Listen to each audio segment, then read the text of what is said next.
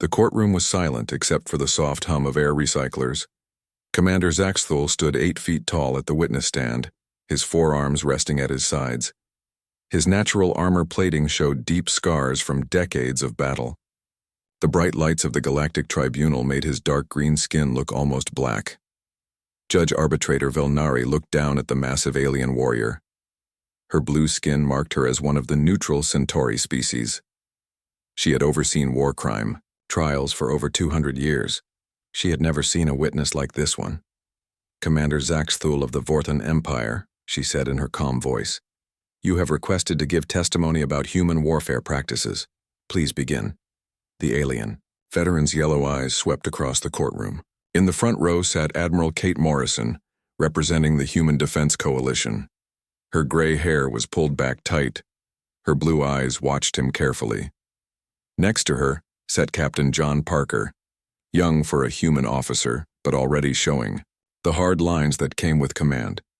Behind them sat journalists from across the galaxy. News drones hovered near the ceiling, their cameras focused on Zaxthul.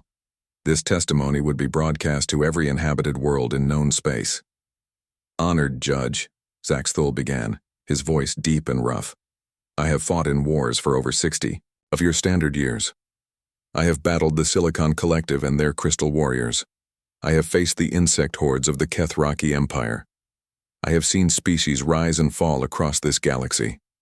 He paused, his massive hands gripping the rail of the witness stand. The metal creaked under his strength. But nothing prepared me for fighting humans. A ripple of whispers went through the courtroom. The judge tapped her gavel once for silence. When humans first appeared at the Galactic Council 15 years ago, we laughed. Zaxthul continued. Their ambassador was a small female named Lisa Carter. She stood barely 5 feet tall. Her skin was soft and pink. She had no natural armor, no claws, no fangs. She looked like prey. Admiral Morrison's jaw tightened, but she said nothing. Ambassador Carter requested membership in the galactic community. She spoke of peace and cooperation. The council chamber filled with laughter. Even I smiled, though I tried to be polite. Zaxthul's second set of arms gestured slowly as he spoke.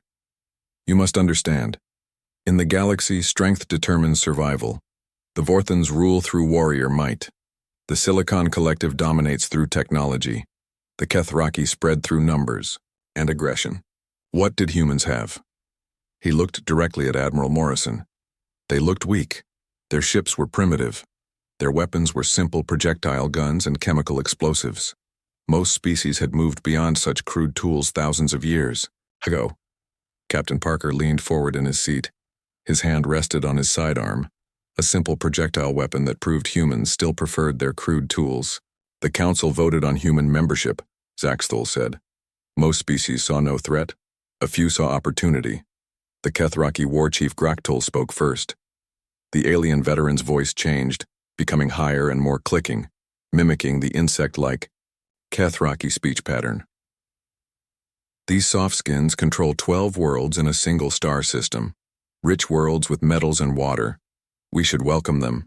Then we should take their worlds when they prove too weak to hold them. The Silicon Collective. Agreed. High Chancellor Morthak calculated that human technology was approximately 4,000 years behind the galactic standard. He stated that humans would serve well as a client species, providing raw materials and simple labor. Zaxthul's own voice returned. My people, the Vorthans, were less interested. We saw no honor in conquering such weak opponents, but we also saw no threat. The vote passed. Humans were granted junior membership in the galactic community. The massive alien warrior looked up at the ceiling as if seeing something far away. Ambassador Carter thanked the council. She spoke about human dreams of exploring the stars and meeting new friends among the galaxy's peoples. So innocent, so naive. 2 years passed. Humans established trading posts in neutral systems. They sent scientific missions to study alien cultures. They followed every galactic law perfectly. They caused no trouble at all. Zaxthul's yellow eyes found Admiral Morrison again. Some species began to forget humans existed. They were so quiet, so careful not to offend anyone. Perfect victims.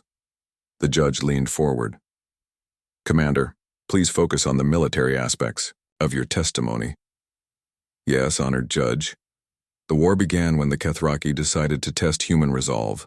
War Chief Graktul ordered raids on human trading posts in the Kepler system. Nothing major, just enough to see how humans would respond. Zaxthul's scarred face showed something that might have been sadness. The first raid hit a human research station on Kepler 442b. 53 humans lived there, studying the planet's unusual plant life. Graktul sent a single Kethraki hunter pack, 12 warriors in light armor with standard weapons. The attack lasted 6 minutes. The humans had no military defenses. They sent a single distress call before the station was destroyed. All 53 humans died. Captain Parker's knuckles went white as he gripped his chair. Graktul expected the humans to file a formal complaint with the Galactic Council, perhaps ask for protection from a stronger species, maybe even abandon the system entirely. This is how most weak species respond to aggression. Zaxthul shook, his massive head slowly. Instead, 3 days later, every Kethraki outpost within 50 light-years of human space went silent in the same hour. The courtroom erupted in whispers. Several alien journalists made rapid notes. The judge called for order. Impossible, someone called out from the gallery. Humans had no ships capable of coordinated strikes across that distance. Zaxthul turned toward the voice. That is what we all thought. The Kethraki sent investigation fleets to their silent outposts. They found the stations intact but empty. No bodies, no signs of battle. The Kethraki personnel had simply vanished. 4 days. Later, Graktul received a message. It came from Captain Ben Torres of the human vessel UES Defiant. The message was simple. You killed 53 of our people. We have taken 530 of yours. Return our dead, and we will discuss returning yours. Admiral Morrison smiled for the first time since the hearing began. The galaxy. Noticed humans for the first time, Zaxthul continued. How had they coordinated simultaneous strikes across such distances? How had they captured Kethraki warriors without leaving evidence of battle? Most importantly, what kind of species thinks one death deserves 10 deaths in return? The alien commander's voice grew quiet. We were about to learn that humans do not think like the rest of us. They do not follow the rules of civilized warfare. They do not fight for territory or resources or honor. He looked directly at the news drones recording his words. Humans fight for each other, and that makes them the most dangerous species in the galaxy. Commander Zaxthul gripped the witness stand tighter. His yellow eyes seemed to look through the courtroom walls, seeing memories from years past. The scars on his armor plating caught the light as his massive chest rose and fell. The first real battle happened at Proxima Station, he said slowly. I was there. I commanded the Vorthan 3rd Fleet alongside War Chief Graktul and his Kethraki forces. We thought we would crush the humans quickly and end this small conflict. Judge Velnari made a note on her tablet. Please describe the engagement, Commander. Proxima Station was a human mining facility in neutral space. Our intelligence said it was lightly defended. 1 small patrol ship. Maybe 50 humans total. We brought 3 full battle fleets. Over 200 ships. 50,000 warriors. Admiral Morrison shifted in her seat. Captain Parker leaned forward, his young face showing intense interest. The human ship was called UES Defiant. Captain Ben Torres commanded it. His vessel was tiny compared to our dreadnoughts, maybe 1/20th the size of my flagship. We expected him to surrender or run. Zaxthul's forearms moved as he spoke, gesturing in the air as if he was still commanding a battle fleet. Instead, Captain Torres sent us a message. He said his ship had a crew of 37 humans. He said they would not surrender Proxima Station. 37 against 50,000, someone whispered in the gallery. We tried to be honorable, Zaxthul continued. I offered Torres safe passage if he withdrew. No species fights battles they cannot win. It is wasteful, stupid. We assumed humans understood basic military logic. The alien commander's voice grew darker. Torres replied that humans do not abandon their people. He said his crew had families on Proxima Station. He said they would fight. So we engaged. Standard fleet tactics. Our largest ships moved forward to disable the human vessel with minimal damage. We wanted to capture it intact for study. The battle should have lasted minutes. Zaxthul paused, his scarred face showing confusion even years later. The Defiant did not behave like any warship I had ever seen. Instead of trying to match our dreadnoughts in direct combat, it disappeared. Disappeared? Judge Velnari asked. The ship went completely silent. No energy signatures, no heat output, no communications. Our sensors could not find it. We thought perhaps it had been destroyed by the first exchange of fire. Admiral Morrison's lips curved into a small smile. Then our supply ships began exploding, Zaxthul said. One by one. Ships far behind our battle line carrying fuel and ammunition. Each explosion was perfectly timed. The Defiant would appear from nowhere, fire everything it had, then vanish. Again before we could respond. Captain Parker nodded slightly. This was clearly a human tactic he recognized. Captain Torres was using the asteroid field around Proxima Station, Zaxthul explained. His small ship could hide among rocks that our large vessels could not navigate. He would drift like a dead rock, then strike when we least expected it. But that was just the beginning. While Torres harassed our fleet, the humans on Proxima Station were not sitting idle. They had mining explosives, industrial equipment. They turned their entire facility into a weapon. The alien veteran's voice grew heavy with memory. Our ground assault troops landed expecting to face terrified miners and their families. Instead, they found traps everywhere. Mining charges buried in corridors. Atmosphere processors rigged to release toxic gases. The humans had turned their home into a maze of death. Colonel Rachel Green commanded the station's defense. She was a small human female, maybe half my size, but she had done something no military commander in the galaxy had ever attempted. Zaxthul looked directly at the recording drones. She had evacuated all the non-combatants to the deepest mining tunnels. Then she flooded the upper levels with industrial coolant, creating a frozen hell that only humans in environmental suits could survive. My warriors are tough. Vorthon armor can withstand extreme temperatures. But the cold was not the trap. The humans had modified their mining equipment to work in the frozen environment. They attacked from walls, ceilings, floors, places no civilized warrior would think to use. The courtroom was completely silent now. Even the air recyclers seemed quieter. The worst part was the sounds. Zaxthul continued, his voice barely above a whisper. Human voices echoing through the tunnels. They were calling to each other, coordinating attacks, but they were also calling out names. Names? The judge asked. The names of the 53 humans who died in the first Kethraki raid. Every time they killed one of our warriors, they would shout a name. This is for Dr. Sarah Kim. This is for Engineer Tony Rodriguez. This is for little Emma Chen. Admiral Morrison's professional mask slipped for a moment, showing deep emotion. They were not just fighting for territory or honor, Zaxthul said. They were fighting for their dead. Every human on that station knew the names of everyone who had died. They carried their grief like a weapon. The battle lasted 18 hours. We lost 3,000 warriors taking Proxima Station, but that was not the end. Captain Torres was still out there with his ship. Zaxthul's massive hands trembled slightly. Our fleet was damaged and spread out from chasing his ghost ship through the asteroid field. Our supply lines were broken. Our warriors were exhausted and demoralized. That is when Torres showed us what humans really are. The alien commander looked up at the ceiling again. His ship had taken terrible damage. Life support was failing. Most of his crew was dead or dying. Any rational commander would have withdrawn to fight another day. Instead, Torres sent us one final message. He said his crew had voted. They had decided to ram our command ship. Gasps came from several places in the gallery. Even among warrior species, ramming attacks were considered desperate and dishonorable. The Defiant came out of the asteroid field at full speed, directly toward my flagship. All of our weapons fired on it. The human ship was falling apart as it flew. Pieces of hull were breaking off. Fire was bleeding from its engines. But it kept coming. Zaxthul's voice cracked slightly. Torres was broadcasting on all frequencies. He was reading the names of his crew members as they died at their posts.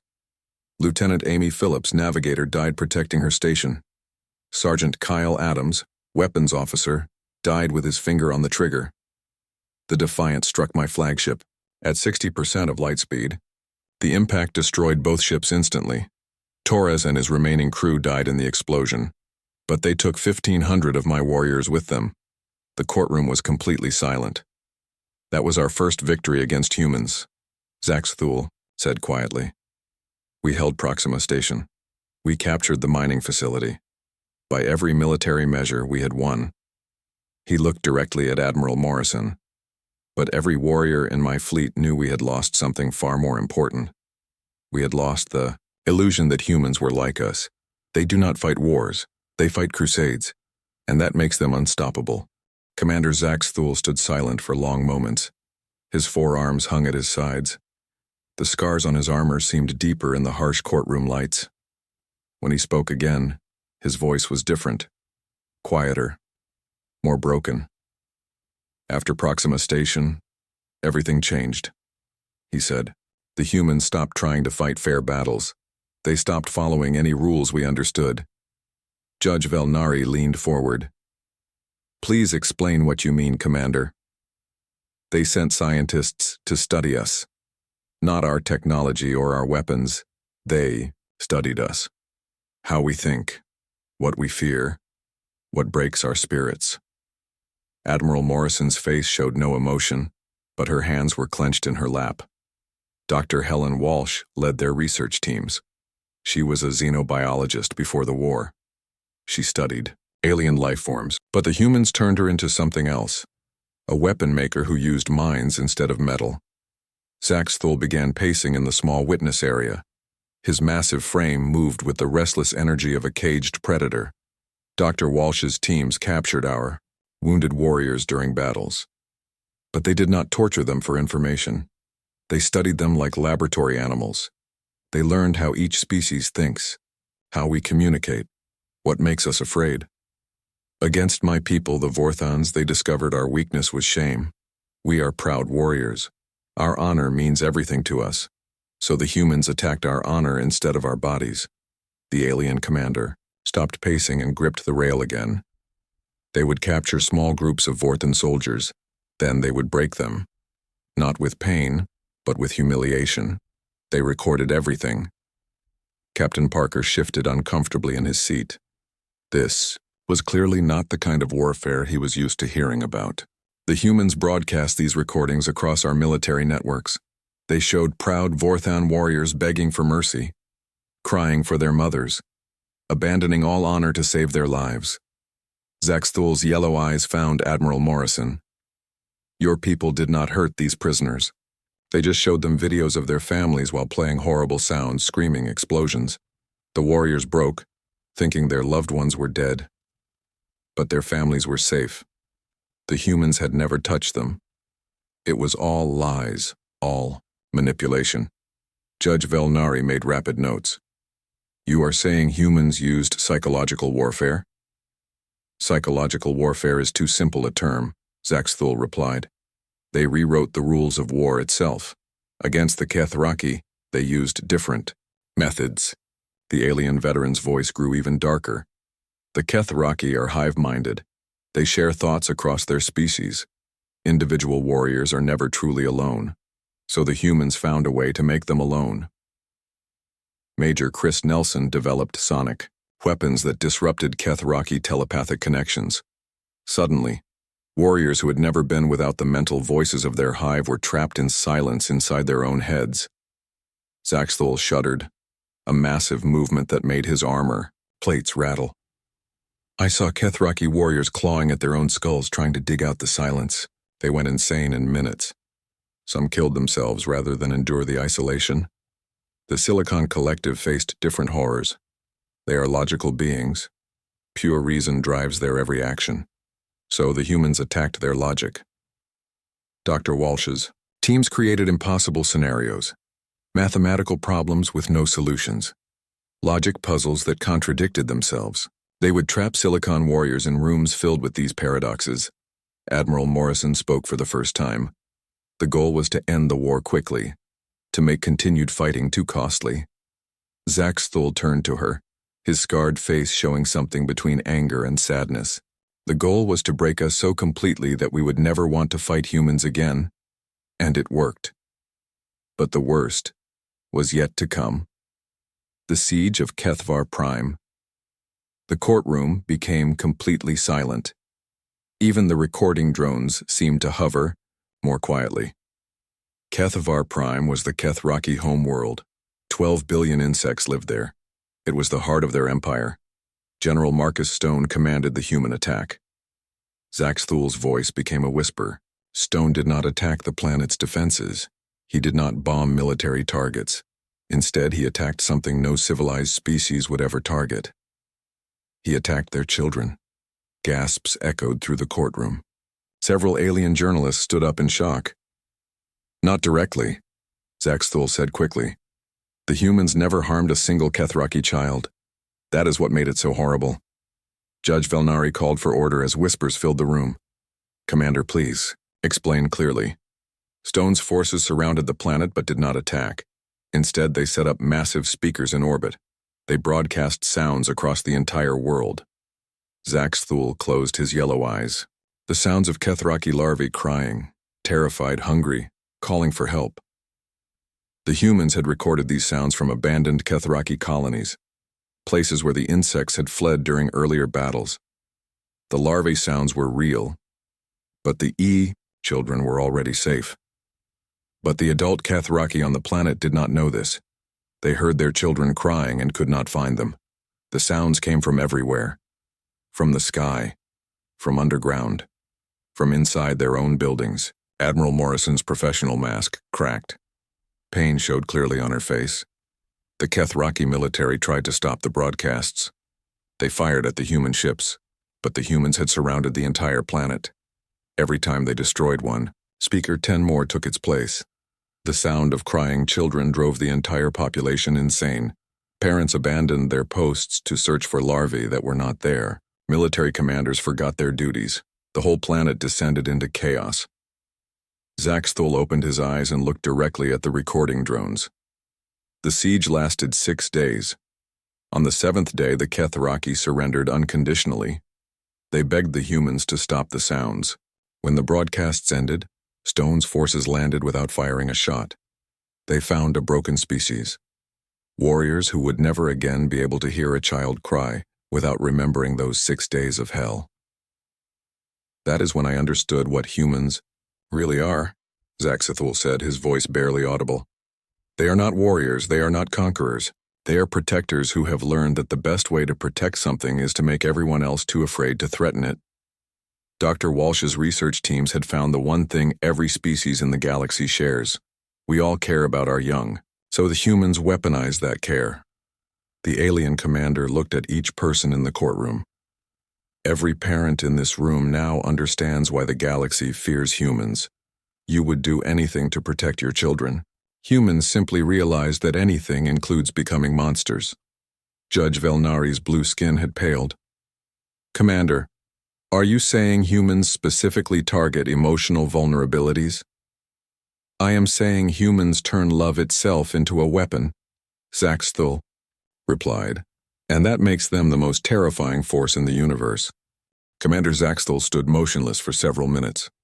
The massive alien warrior seemed smaller somehow, as if the weight of his memories was crushing him down. When he finally spoke, his voice was different, older, sadder. I have told you about human warfare, about their tactics and their weapons, but I have not told you the most important part. I have not told you why they fight this way. Judge Velnari set down her tablet. The entire courtroom sensed that something crucial was coming. The final battle of my war with humans happened on Tertius 7, a small moon in the outer rim. It should have been meaningless. Just another skirmish in a war that had already lasted too long. Zaxthul's 4 arms moved slowly as he spoke. My son commanded the Vorthan Assault Force, War Prime Kexthul. He was young for a commander, only 30 standard years old. but he was brave and smart. I was proud of him. Admiral Morrison leaned forward slightly. This was clearly new information, even to her. The humans had a small outpost on Tertius 7, maybe 200 soldiers under Sergeant Kyle Adams. They were protecting a research station where human scientists studied the moon's unique minerals. My son brought a full battle group, 3,000 Vorthan warriors, the best equipment our empire could provide. It should have been a simple victory. Zax Thul's yellow eyes grew distant. But nothing involving humans is ever simple. The battle started normally. My son's forces surrounded the human outpost. Sergeant Adams was offered terms of surrender. He refused, just as we expected. The humans always refuse. What happened next changed everything I believed about war. The alien commander gripped the witness stand rail so hard the metal began to bend under his massive hands. My son's warriors attacked the outpost, but instead of fighting back, the humans did something impossible. They captured Kex Thul.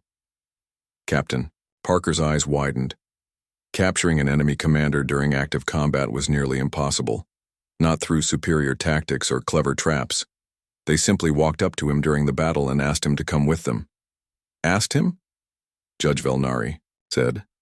Sergeant Adams approached my son under a white flag. He said he wanted to show Kex Thul something important, something about why humans fight the way they do. Zax Thul's voice grew quieter. My son was curious. Vorthan warriors respect courage, and Adams had shown incredible bravery by walking into the middle of a battle, so Kex Thul agreed to go.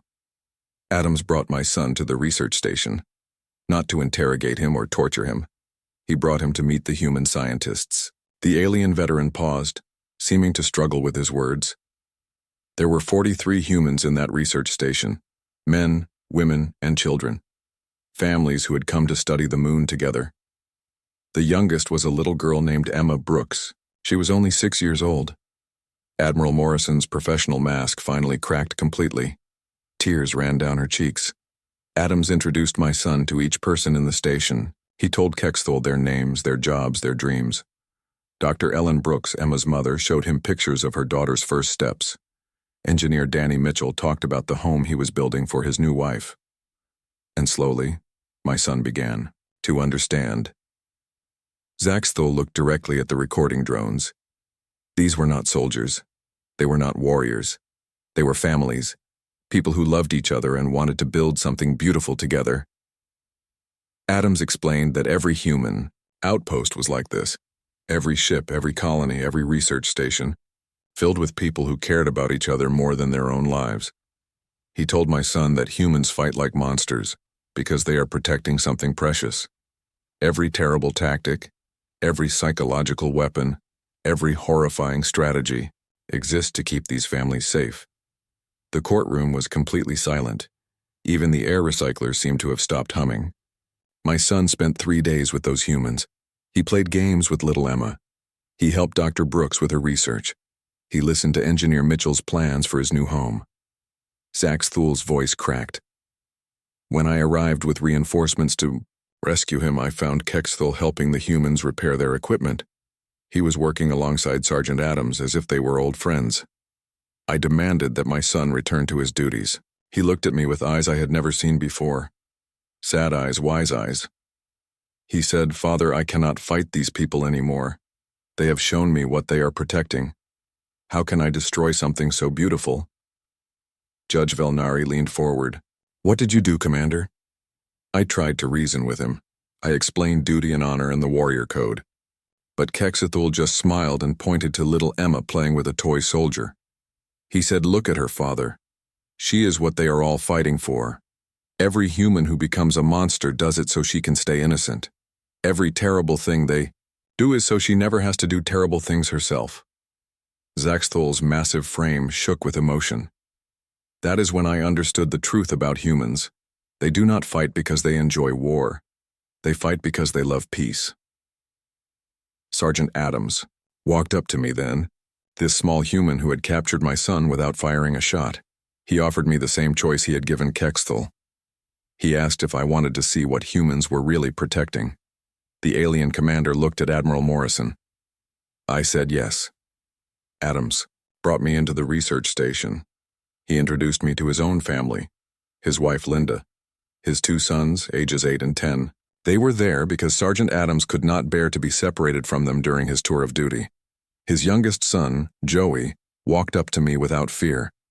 This tiny human child looked up at an 8-foot-tall alien warrior and asked if I wanted to see his rock collection.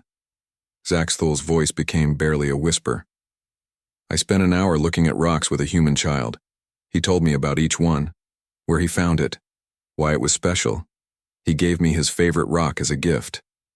That is when I broke. The alien veteran looked around the courtroom. I realized that every human I had killed was someone's Joey, someone's Emma. Every ship I destroyed carried families like the one that had welcomed me with open arms. The war ended for me that day, not because humans defeated me in battle, but because they showed me what I was really fighting against. Judge Velnari's voice was gentle. What happened to your son, Commander? Kexthul chose to stay with the humans. He became part of their family. Sergeant Adams adopted him as his own son. Last I heard, he was teaching Vorthon language to human, children on Earth. Zaxthul straightened to his full height. That is why I am here today, to tell the galaxy the truth about humans. They are not monsters. They are parents who will become monsters to protect their children. Any species that fights humans should remember this. You are not fighting soldiers. You are fighting every mother and father in the universe who would die before letting harm come to their young. The alien commander looked directly into the recording cameras. Fear them not because they are evil, but because their love makes them capable of anything. That is my testimony.